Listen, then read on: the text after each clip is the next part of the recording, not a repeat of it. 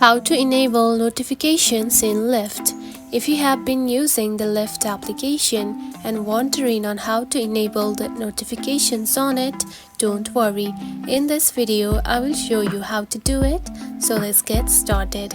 First of all, find the settings application on your mobile phone just like this. Now open it. After opening it, you will find something like this. Now scroll down until the end, and here you can find the apps option. Tap on it. Then again scroll down and find the Lyft app. Just like this. Now select it. Then tap on to notifications right here. Then now you can see it is turned off. Now to enable it, simply tap onto this allow notifications button. Tap on it. And now you can see the notifications are now enabled. Now do the same process on your mobile phone. And that's it. This is how you can enable the notifications in the Lyft app. Now you will get the notifications on time.